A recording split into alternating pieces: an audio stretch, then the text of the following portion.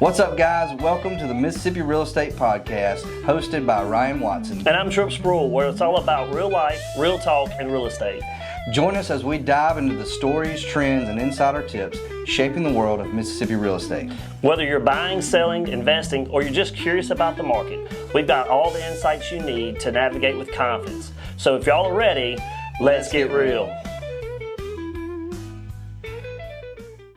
Hey guys, welcome back to yet another week of our amazing podcast. We really appreciate all y'all listening, and I hope y'all are really enjoying what we're doing. We're having a great time with it. Today, our topic is going to be why you should use a real estate agent. And key reasons explained. We are realtors. This is the real life, real talk, real estate.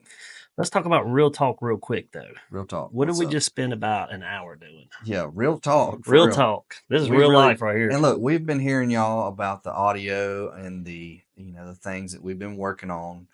This is all very new to us. So going into this, we had absolutely no clue what we're doing. And I'm a zero techie person. Yeah. So just to bring y'all into the loop, we are working on the audio. Hopefully today we fix that. So hopefully it sounds absolutely amazing to your ears.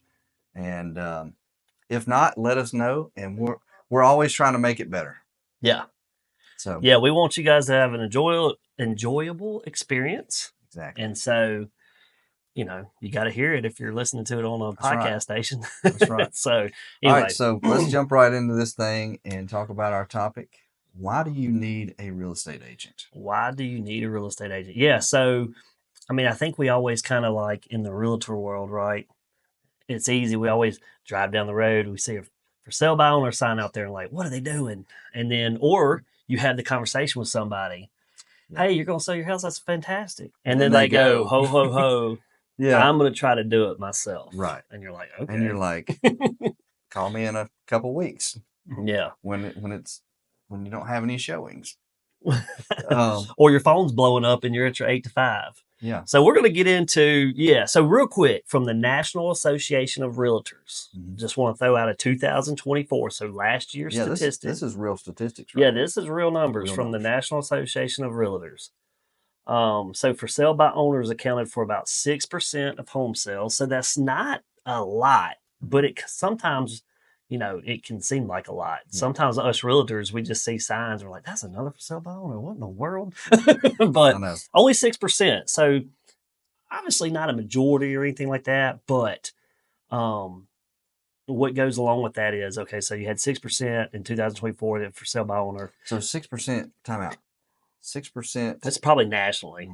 Didn't use a realtor? Yeah, they did it themselves. They did themselves. This is 6% did it by themselves, or at least started the process. Yeah. I'm going to say they finished it because they gave us real. No, that's all right. They gave us real numbers. So the typical for sale by owner home sold national average for around $380,000, compared to a national average of $435,000 if they used an agent to list their property. Wow, that's a pretty significant number. That's a huge jump. Yeah. So anyway, I just wanted to put that out there because since and that's the most common thing that you see with people. The questions or that's the most common thing that you're going to find with people not wanting to use a real estate agent. They're going to go, how much more money can I make if I don't use an agent? That's their argument. If I don't use an agent, I'm going to save on the commission. I'm not paying somebody this much money to sell my house when I can. Yeah. You feel like as a for sale by owner, somebody who's selling their house without an agent, they're going, okay, I can slash this off the list of what I'll have to pay somebody to sell my house. Mm-hmm. Yeah, you think professional services. Yeah. So if an agent, that's a $55,000 difference. So if an agent can bring you about, and that's an average. Right. So there's some are higher and some lower, but on average, you did the math? Yeah, that's what I was doing. I wouldn't text you did that off the top of your head, didn't you? No, I think in the Stacey McNitch episode, we all learned that we don't do quick. We all learned that we need calculators. Yeah. So an average of 55,000 increase, more monies to the seller if you use a listing agent. Yeah. So if you say, I'm going to save on the commission, and they, whatever they negotiated with you, and if you decide to play nice and play with the buyers, I guarantee you're not paying out. You know, well, I won't say guaranteed. It depends on the size of the house. But if a realtor can bring you that much more money, it kind of just goes with you're still net. It doesn't even out. No, if you do a net seller sheet, you're still going to net the same. That's the crazy thing. That's another thing, guys. If you're looking to sell a house or more, yeah, if you're looking to sell a house, at least have the conversation with a realtor and let them run you a net selling sheet. Yeah, go to your favorite realtor and just ask them, hey, what does it look like if I use you as a real estate agent? Yeah, on paper. Yep. And they would love to show you. We would love to show you. Sit down. And like you said, me too, I always use a net sheet. I always write down, here's the best case. If we sell your house at this number, here's the worst case. This is, both numbers look great usually. Yep. But that's what, and your agent would love to do that. Absolutely. They may not do a spreadsheet. But I think it also debunks the myth of like, I'm going to save on commission, right? Because you're showing them the real time numbers. Now the numbers are going to vary in some things, but you update that net selling sheet as you go. Absolutely. But I think what sellers will be pleasantly surprised at is that they can be represented, pay the commission, and still be happy with their net bottom line. Absolutely. What's a net selling sheet? A net seller sheet is. Glad you asked. Question from the live audience. So basically, That's a great question. Yeah, net seller sheet is just basically for us. We have an Excel spreadsheet, and it shows the numbers that walk you through a transaction. So what you want to sell your house for, right? Yeah. And then what the expenses come out of that, typically on the seller side. And there's spaces that we can fill in during negotiation if, some expenses move from the buyer side to the seller side. But what it does is it breaks down when all is said and done, right? It gives you a pretty good It's going to show what you sold your house for, the gross amount minus all the expenses, which you get in a closing disclosure, and then what you take home, which is your net. Right. So that's what a net selling sheet is. It gives the seller a great idea of because we always say, what do you expect to get out of this deal? And they say X. Then when you try to we basically try to walk back into that number. It's going to take all this, and then we'll have to list it. Does this number fit in the comps and the comparables and whatnot? So and most of the time they're going, I'm hoping to make, your seller's going, they're going, I'm hoping to make X amount off my house. And you go, okay, so here's reality. You may not make that much. Or most of the time we find you're going to make more than what? Because they're not familiar with the market like a professional would be. Yeah. And that's one of the points we're going to get into. Absolutely. And I will say a quick plug to like our debt episode. What you expect to make out of it is a good sellers need to know how much you owe on the house. So again, if you utilized a home equity line to do an upgrade or something during COVID and you still have that hanging out there, like that's just to plug that again, like important to get that second or that home equity line cleared up, because a lot of people just assume I've been in this house for X amount of years, I should have. You really don't know. It's a guessing game. Yeah. And so if you've got any debt on the home, like a home equity line or get that second cleared off of there, and then you will have a bigger net. Don't forget about some people have two mortgages. Don't forget about paying off your mortgages first. Because that's that's important. The gross number is never the number, but that's true for our commissions too. Absolutely. And that's a whole nother conversation. Absolutely. Yeah. We just actually went through, and we'll plug CMR in this. We've been going through, trying to grow our knowledge and in the real estate business, to help ourselves grow as our businesses in real estate. But we've been going through the class called Summit. So if you're an agent, listen to this.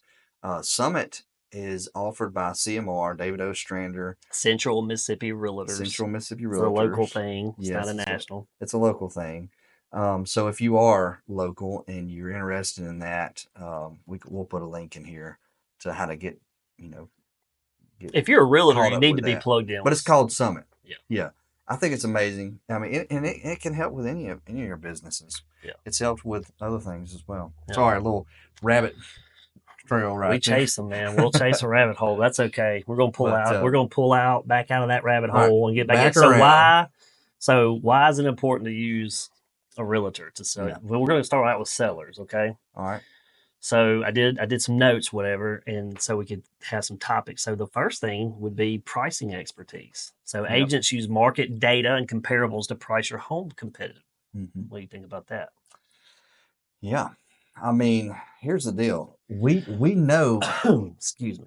Location is a huge deal in real estate. And so we know wherever your house is, what the comps are there, because we look at the market, we look at the comparables all the time. Yeah. And so that's not to cut you off, but like using market data. Mississippi is a non-disclosure state. That is true. Yeah. So what does a for sale by owner listen to? Man, my neighbor down the street, man, they just offloaded this bad boy. Is gold. And usually, all they did was talk about what they sold it for, maybe. Yeah. Not what they netted. So you don't know that. But as a non-disclosure state, like if you pull up Zillow or Realtor.com, you're going to see what the house was listed for. Mm-hmm. That doesn't mean that's what it sold for. The Zestimate is probably not going to be the same as... What was the statistic we just found out about Zillow? So I think it's 15%. Yeah.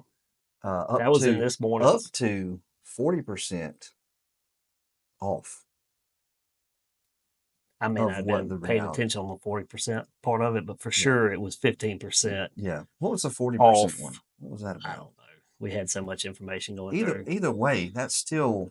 I didn't write that one down. That's still a lot different. That's a lot. 15% is a big number. And here's the deal. They're just using an algorithm of within Zillow's system. They're using an algorithm to come up with prices of houses and saying, here's what your house should sell for. They're not looking at the location. They're not looking at, Dollar General just built in your backyard. They don't know all the things that we're seeing on a day-to-day basis as a professional in this field. So we basically have access to market data that your neighbors, your friends, your aunt and them. Right. Does that make sense what I'm trying to say? Yeah. How Zillow comes up with their numbers. So it stinks because there's so much information out there these days, and so many people that are getting ready to sell their house are looking at Zillow and Realtor before they're calling an agent, and they're going, "Oh, I could make this off my house." Yep. Whereas, that's great. I think you should still do that. I think that's most everybody will, but also I think you need to get a real estate agent's opinion on that, because it could be way off. It could be meaning way too high, or it could be that we're going to go, no, you can get a lot more money than that for your house. It's just not going to be accurate. Right. At the end of the day. Yeah. Probably should have just said that. No, I'm going to simplify. It's not as accurate. Saved a few minutes though. No. I mean, you explained it right. I don't know the ins and outs of the algorithm.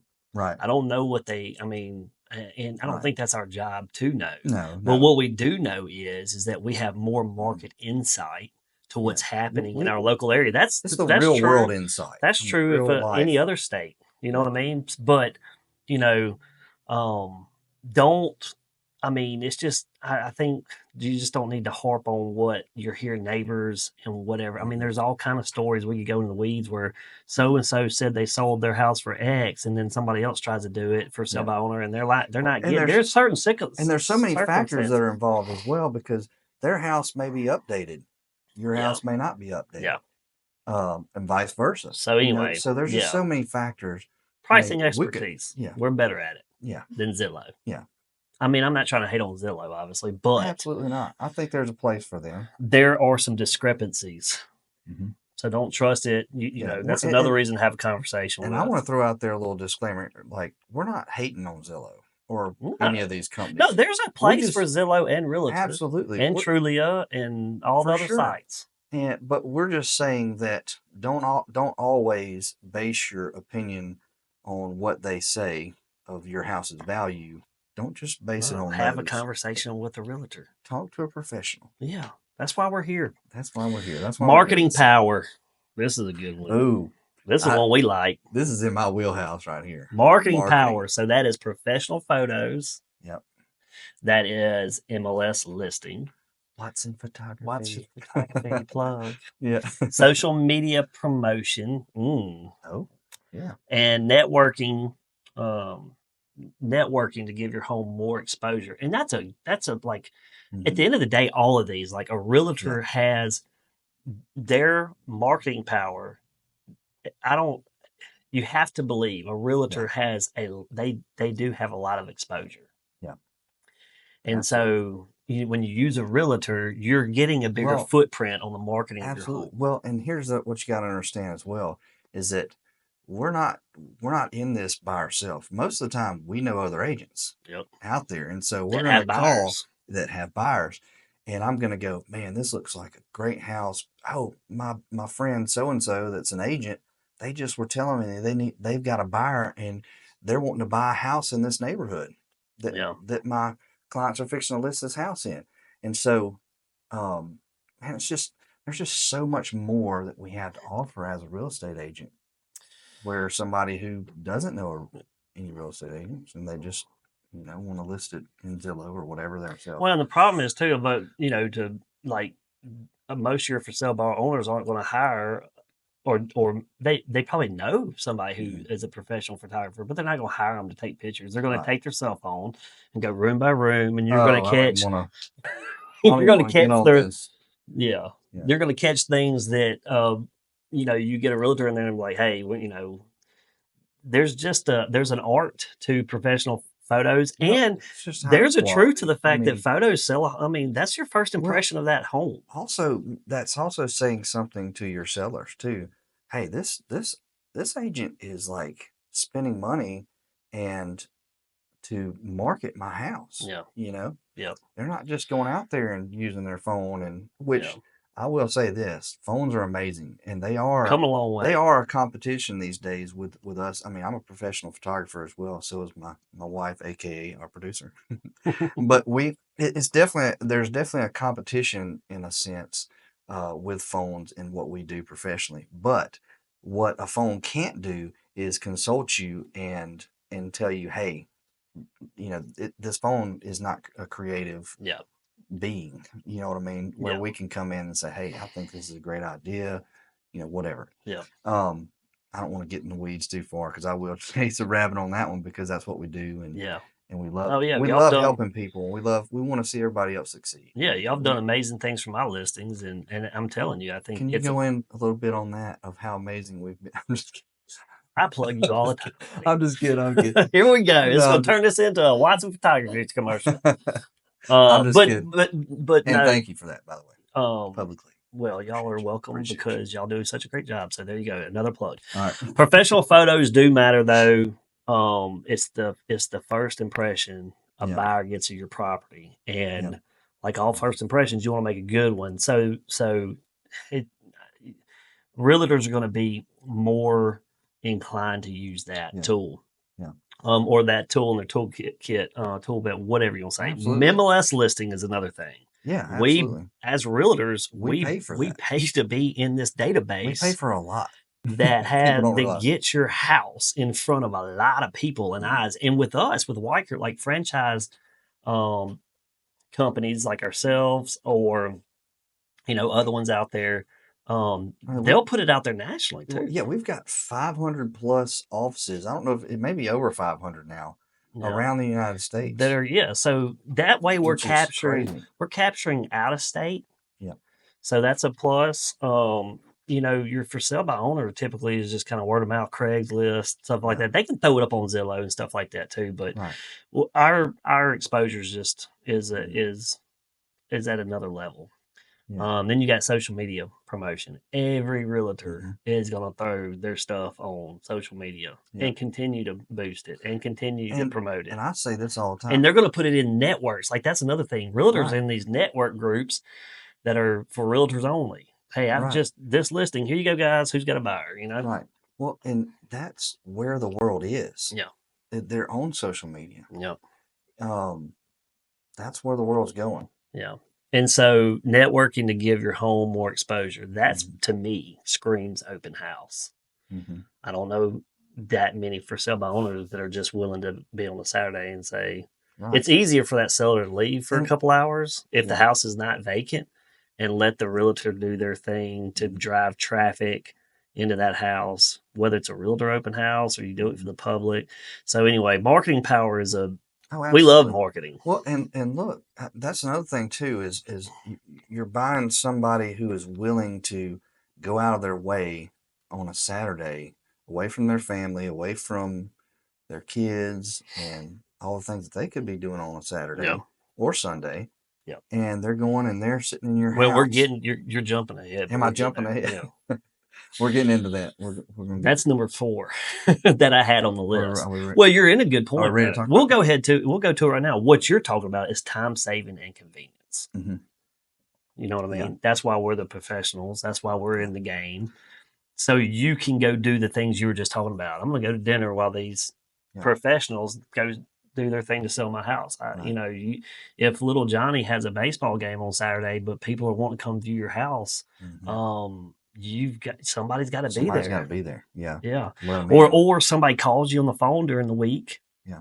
And you're at your 8 to 5 job clacking away. I'll give you and somebody's like, hey, I want to come see your property at 3:30 today. And you're like, man, I'll give you a real life scenario right here, real life situation. So I know someone right now who is trying to sell some of their family's house. They have a full-time job, and I see them all the time. And I'm like, hey man, how's that going with selling, your family's home? I won't say any names or anything in this. No, you shouldn't. Yeah. But I'm going, how's that going? And they're going, man, I'm about to pull my hair out. I don't know how. They're like, man, I know the value of a real estate agent. And I'm going, right now, you're paying 2 mortgages. This mortgage because they sold this house. And time is money. And then they've got a new house, and they're paying 2 mortgages. You know, but that's one of the things where I'm like, man, we can sell this thing quick, probably save y'all tons of money. You're not paying 2 mortgages. Yeah. But they're even telling me, we're gonna give this a couple more weeks, and if it doesn't work out, then I'll call you. Yeah. And I can't get on my knees and beg somebody, please use me. But I'm just going, hey, if you need me, I'm here. You'll be there when they throw up the white flag and surrender it. Yeah. But that's a real life situation, and they're seeing it by jumping into it. And now, not everybody is probably going to experience that. You may have a job where you're at home all the time and you can sell your house and whatever. But I still think. I think people figure out, though, that they don't. The experience I've had talking to people who've done it for sale by owner or get in the middle of it and then switch to realtor is like, I do not want to handle the phone calls. I don't want to handle the inquiries. I don't want to open my house to a stranger and have the awkwardness of showing them through because I own the house and now they're picking apart my property and I get mad and get out of here. You know what I mean? That's so again, time saving and convenience. Agents coordinate showings, coordinate open houses. We do all the paperwork and at the end of the day, we're saving you time. Yeah. I think paperwork would be a whole nother podcast. Oh my gosh. To get into. Yeah. I mean, especially by our agency agreements. Oh yeah. But that's so muddy. Yeah. It's getting easier. I still think it's getting better since the rule changed. Anyway, we're going down another rabbit hole. We'll get off. All right, number 3, because we jumped to number 4, negotiation skills. So realtors handle offers, counter offers, to get you the best deal. So that kind of goes back to the selling it for $435,000 versus $385,000. And that goes back to the market knowledge. Right. And then that goes back to just also having the relationships with the other agents. And those agents, everybody in a transaction is wanting to work on a win-win, right? The sellers want to win, the buyers want to win, and the realtor's job is to find the happy medium for everybody there. And so, at the end of the day, we want everybody to be happy. Yeah, but we work on constantly the skills to have those conversations. Again, knowing the market to know like, hey, this is overpriced and this offer makes sense, or hey, we can counter offer, whatever it may be. Right. And there's so much that goes into those conversations. Yeah. So anyway, and we also know how to negotiate. What are they called? The concessions. Yeah. There's so many different things. Which are coming back. Yes. Still a seller's market in Mississippi. Yep. Nationally, I still think it probably still is, but homes are sitting still. They're still trending upwards on how long they're sitting, but it's like we were talking about, like, sellers don't need to panic by that. They're still selling. No. It's just taking longer. Yeah. We're actually starting to get back into. I talked to a realtor the other day because I showed her house, and I'm hoping that something happens on that fairly soon. But we were talking, and we're like, hey, it's actually getting back to like, you have time to go look at this house and make a decision and have a conversation. And that's okay. Yeah. Normal. That's okay. It's getting back. Normal. Whatever normal is we're feeling like it's kind of getting there. And if that's a neutral market, then so be it. Right. That's fine too. And I'll say this, as far as the normal market goes, not getting into new home building and things like that. But if you're just out there just going to sell your house, it's definitely getting back to a normal buying and selling. Yeah, don't expect. I mean, not to say it can't be gone in 2 weeks, but don't panic if it's sitting out there for 30 days or going into the 45th day or whatever, and people are shopping or whatever. Anyway, so new construction negotiations. Okay, negotiation skills, pulling back. Okay, number 5, legal protection with a realtor. Oh yeah. So I had it on here. Basically we ensure all contracts and disclosure meet legal requirements to protect the seller from liabilities, and that's what brokerages do. All of our contracts are legally binding contracts, and they've been worked by lawyers. And they're and I promise you, if you're listening to this and you're not an agent, they are way more in your favor than they are in ours. Oh yeah, it's protecting. It protects the client. Because contracts are something that you can start talking about, and people kind of get, crawfishy on. Paperwork starts making people crawfish backwards. Yeah. Especially the buyer agency. Yeah. But I mean, when you really think about it, the state is way more in your favor. Yeah, we're protecting your rights to buy and sell houses and make sure you do it legally. And nobody wants to have one pulled over on them. Right. The job of the realtor, though, is to be able to, to go over those contracts in a very understanding and efficiently manner. Absolutely. You got to make people comfortable and understand what the wording is in there. There's a lot of wording. And that's something, when you do it as much as we do, you can go down through a contract and go, and when they ask the question, what does this mean? Because things get wordy and they get fishy in there, and you can quickly go, oh, well, that just means this. Yeah. And that we can break it down. There's so much value in that, I think. And it's a time saver too, because there may be a contract with this much wording where you go, oh, this just means this. Now I can go over this if you want me to, but this is what it says. We'll save some time. The thing with doing it by yourself too, you hear of for sale by owners, a house gets done and then something happens and the buyer didn't know, and because the information wasn't out there, and then they get into legal battles, and that's another, using a realtor as your rep can save you on any future. Keeping my refrigerator. Oh, yeah. Well, you didn't say that. You didn't put that in.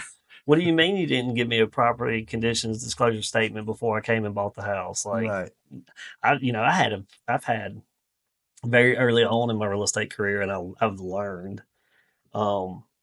I ran comps for a buddy of mine, and I was like, I just assumed I was getting a listing, and I was excited, and I was like, yeah, I'll run comps. Boom, boom. Mm-hmm. I was like, all right, when do y'all want to put it on the market? And they're like, oh, no, we're gonna do it by ourselves. I was like, I just got used to give you the numbers, but I was like, okay, sadly, they're friends of mine. I'm like, since we went this far, I said, just be sure you need to disclose things on your properties to avoid lawsuit. So I advise them, like, still fill out this information. You need to provide your buyers, which we lovingly do. We usually do that anyway. Yeah, I'm just way more careful on how I jump into if people want information. because that happens. We're better at explaining it in a more professional way. Yeah. So legal protection. All right. Yeah. Number 6, asset. Number 6. Number 6, access to buyers. So basically, what I have down is like we've got typically we've got these agents and we've got abilities to get in these networks to have pre-qualified buyers, and so that makes it easier to find the right buyer for your property. So Absolutely. We don't have to get too deep in the weeds on that. That's a MLS. That's, yes. Some people will say, well, when y'all put it up on MLS, it goes out to yeah, it does. It connects to a lot of sites. So a buyer that might not be represented by a realtor yet can do what everybody does. I do it. My wife is on realtor.com every day, it seems like. And so she, anybody has access to that, but that's another way that it gets out there to buyers too. But you just hope that they go, hey, I want to buy this house. I need to get hooked up with a realtor. Right. So they get protected. We're going to get to buyers too. One thing I want to talk about, like what's really cool, and this is real talk, like the campaign side of this. You want to get into that a little bit with MLS? And we've got stuff with Weichert in our back office. I know what you're talking about. Does that make sense? Like, yeah, there's things that we pay for where the system works for us, where you're not going to get those services from Zillow and well, you may, but it may not. Yeah, you can get it, but it's not going to be on the level. I talked to a buyer not too long ago, and they tried to set up some type of campaign, and they had trouble. They had trouble setting it up correctly, though. Right. And the reason we set up those campaigns or listing alerts is because we've already talked to our people about. Now, this is for buyers. We switched gears. Yeah. Sorry, if you're not following. That's what Ryan does. I'll do it. I thought we were on buyers now. No, we still got a couple things.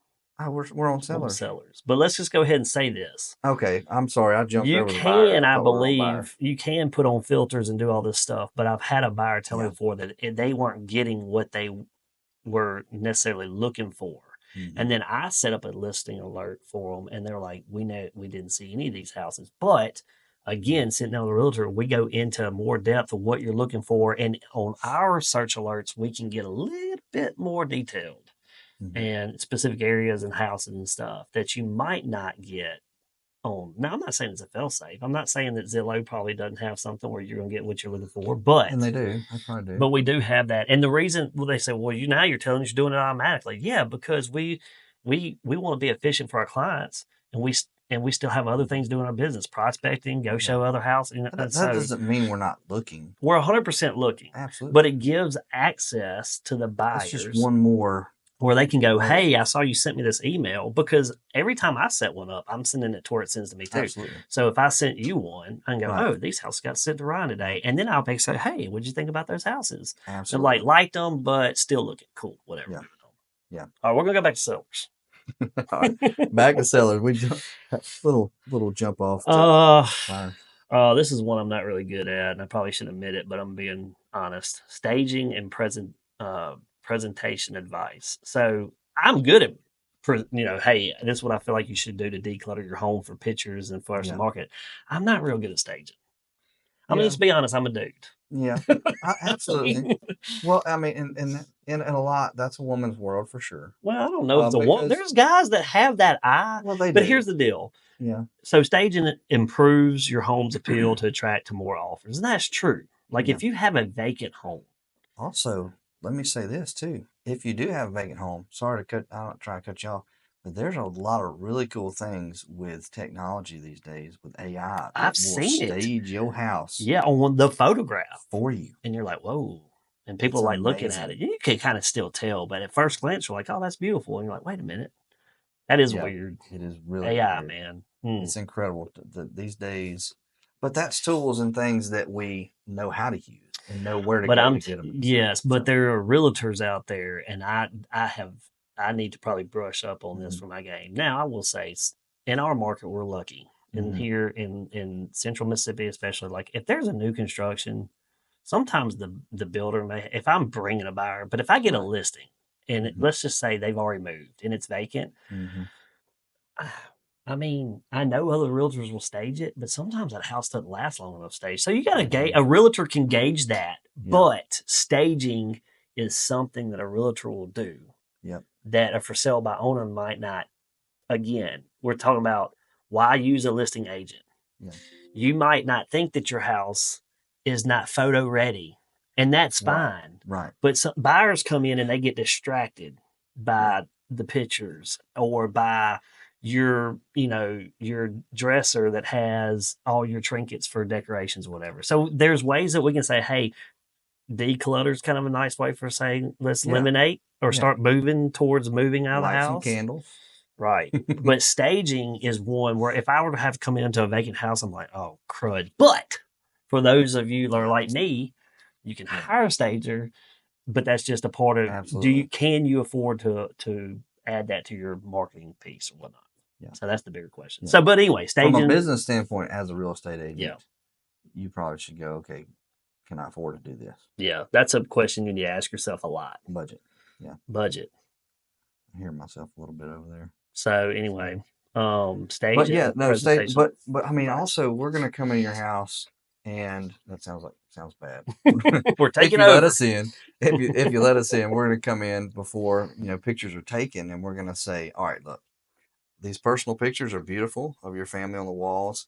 Let's probably take these down. I mean, if you're not comfortable having, I mean, some people may be okay. I would suggest taking them down just so you're not putting all your personal business out there. If you want to leave them up, that's fine. The buyers want a picture of themselves. Exactly. You want a buyer to come in and picture themselves, like you just said, in that home. That's the presentation advice. Exactly. Yes. And then finally, the last little note I had for sales is closing coordination. So we work with lenders, inspectors, title companies to ensure and trust us as smooth as possible closing. And trust us when we say we've been through a lot of bad ones, and we know all the good ones because that's something that we do all the time. So we can go, hey, I think this lender would be a great fit for you. Yeah. Well, you just don't want to they're good with this kind of loan. Or they're good with this kind of loan. But again, it goes back to time and saving this kind of loops back into time. Am I on track with that? Saving and convenience, because again, if you're somebody, you want to sell your house, you're working your 8 to 5, title people are doing their thing to do abstracts and clear title. Inspectors have to come in to inspect the home and all that stuff, and which everybody, I don't care for sale by owner, like buyers need, that's their due diligence to get a home inspection. Right. We're not in the code days anymore. You have time to get a home inspection. There's time to do these things. Plenty of time. And we obviously work with your who the sellers lend or the buyers lenders with the other agents and stuff. Yeah, we can refer. But of that has to be scheduled, and then you've got to do a part of the inspections is the wood destroying, termite inspection. So that part of it is we coordinate all of that. So now we've gotten over that, and we're at the closing table, and there should be hopefully no surprises. Right. So if you try to do this by yourself, you may sit down with an attorney because they have the ability to pass title, but then you may have all kind of curveballs that get thrown over, and you don't know who to ask. What do you do now? There's going to be so many more hurdles that you have to discover and jump through. So many more hoops that you'll have to jump through. That where we, as professionals that do this all the time, we already know what's coming next during that period from listing to closing. Yeah, we're our job is to help the process move along as smoothly as possible. Yep. That's a benefit to having a listing agent. Yep. So why do buyers need one? Why do buyers need to work with a realtor? Why do they?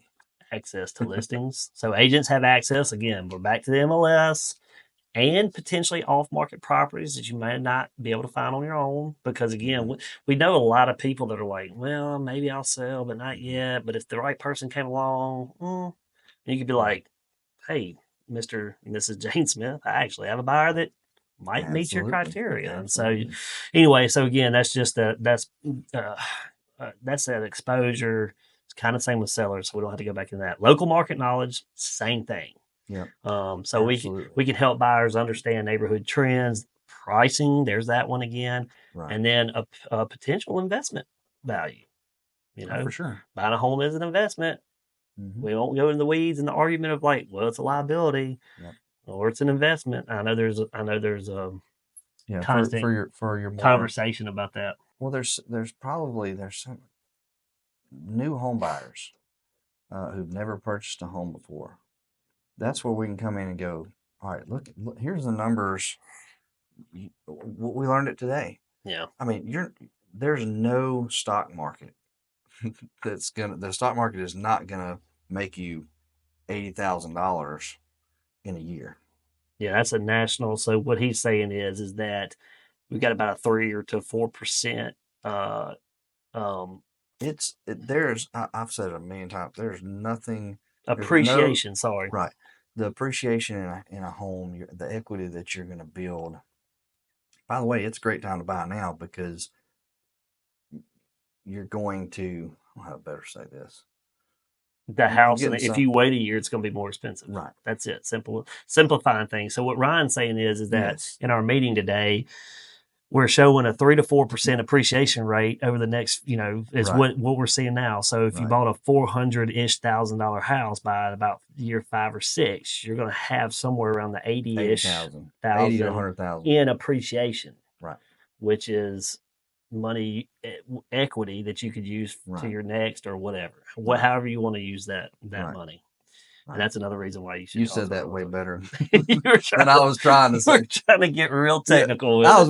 Look, I'm very analytical sometimes. I know, man. You do. I will start going into all the details, and I'm like, I just need to say what Tripp said. Just break it down to a little bit.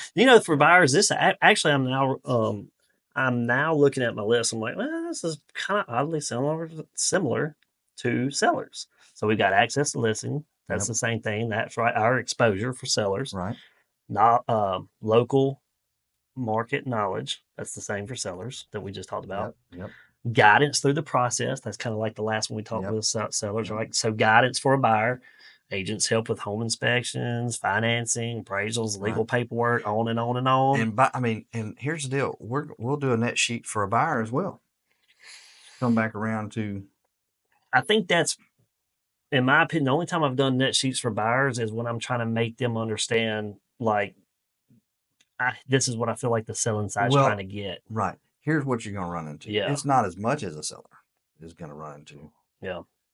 But it's I think to more or less with buyers is very important to go over the closing disclosure, get that in time, get that in time before you sit down and make sure you've talked with your buyer about, do you understand the numbers on this closing disclosure? Right. Because at the end of the day, this is what is going to be given to you at the closing table, and these numbers mean something, but this is the number you had to bring to close on the house. Right. So that's more or less how I wouldn't say that's a net. That's just more like, But I have done a net seller sheet for a buyer. Yeah, but it's more to make. We're kind of projecting what we think that side we're negotiation with is trying to get to. And I guess what I'm trying to say with that, or use with that, is that you're going to be talking about with a buyer.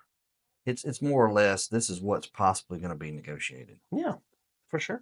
This is some numbers that they're probably going to. Number 4 again closing costs. Are you splitting closing costs? Are you well, that's all negotiated. Right. Yeah. Again, negotiating power. Negotiate the best price and terms to protect your interest. Closing costs, concessions. You're there again. Yeah. You're there again. We're just we're zigzagging into these. That's all right. I'm just jumping all around. Well, I mean, really, there's no. So now that I look more listy over here. Well, I'm looking at the list when we're like, hey, let's talk about why people should use a realtor. And now that we're doing our homework and trying to put these points together that we feel like are important, it's pretty much the same for buyers and sellers. They don't really they don't really separate themselves that much. I mean, look, avoid costly mistakes, connections to professionals. That's other professionals. Objective advice and help. Really, we're just trying to help y'all see the true value in a real estate agent. Yeah. Basically, the best part of this information, I think we go back to what NAR says, National Association of Realtors. Yep. You see the price difference between. So when people say, the biggest thing in my mind is when somebody says, well, I can save on the commission. Yep. Then the conversation is like, what does that look like though? Because commissions are negotiable. Yep. And and we can get into carefully maybe another podcast commissions, but really not more commissions, but what a realtor's these days what a realtor's breakdown is, because I think a lot of people still it's just misconstrued in my opinion. Like people just still say, I'm not paying you that much to open a door or to put a sign in my yard and never hear from you again. That's unfortunate if you never hear from your realtor again. Hang on a second. That's way oversimplifying it too. But the biggest thing is I think people see the perception of realtor, closing table, big check. But people don't understand is we don't keep the big check. No, you know, we could get into and a big check can be big if the property depending on the property. But checks, I've also closed on houses where the check is, people would be like, oh. And so, but there's a big stigma between everybody does 6%, that agent gets all of it, and they get to keep everything. So anyway, we can go down. That would be an interesting podcast for another day. I wish. I mean, here's the deal. No, I wish too. I wish I could keep all that. We just talked about that in Summit this last week. Financial things, like, I mean, the everybody's budget looks different. Well, I don't want to get into. I think it's important to hit on, and maybe we'll have. Looking at the number, from our standpoint, looking at the number is we've got to say, okay, that this is not all ours. This true, but I don't want to get in. Like, I think we need to have a podcast on that. Yeah, I think we need to have a podcast on it, but we need to do our homework so we don't. We don't want to muddy any waters, and we don't. I also don't want to just talk about like money. That's not what I do real estate for. That's not why we're doing it. We love people. I really want to serve people, help people. Absolutely. I love getting first-time home buyers into their first house. That's one of my point by saying that is, like, first of all, we don't do it for the money. We don't do it for the money because the check may look like we're making this much to you, but we ain't. No, we're not. I think my point was, going back to what I was trying to say is, if a seller gives you, or if a potential seller gives you that, I want to try to save on the commission. That's like the hurdle we have to get over as a realtor. Sure. Yeah. We need to be able to we need to be able to advise those folks that if you could get X amount more using my services. Oh yeah. In that net sheet, then the commission thing is a non-topic anymore. Right. I'm not saying that you still need to negotiate your value and what you're going to do and whatnot, and be 100% transparent with that person. But what I'm saying is that seems to be what, in this day and age, people are like, I can just do this by myself. Yep. I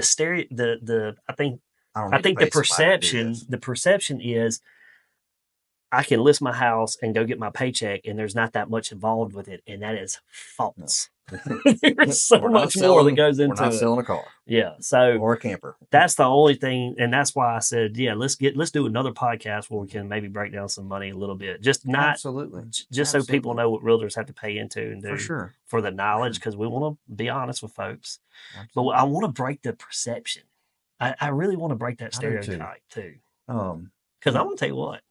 Not all realtors there's some very wealthy but they've started investing and all that, and we're going to get investing next week. Oh yeah. So that's going to be a lot of fun. Yeah. I'm excited to just sit down with her and just learn about investing. Yeah. But a lot of people don't see, like, I know it's tunnel vision on what they see. Right. So anyway, for this podcast episode, it is extremely beneficial for buyers and sellers to use a realtor for their professional advice going into a transaction, and what they can bring that their client, whether they get the price that the buyer wants and they can afford, and because they had the negotiating powers and they know the market, all this stuff. But for folks that want to list their house, that realtor, on average, per National Association of Realtors, is going to bring you a better price point than what you might sell it for by yourself. 100%. Yep. All right, cool. Good episode. We're out. Anyway, I don't know if we need. Yeah, I felt like that was pretty good. I don't know if we need to hammer that anymore, right? No. I mean, obviously, if you guys got any questions or if you leave a comment, if you want us to go into, if you got a certain, try to debunk a myth, like if I use a realtor, what would happen in this scenario? I mean, y'all give us some feedback and we'll come back to it. We talked about a lot of things today, just generally speaking. Yeah.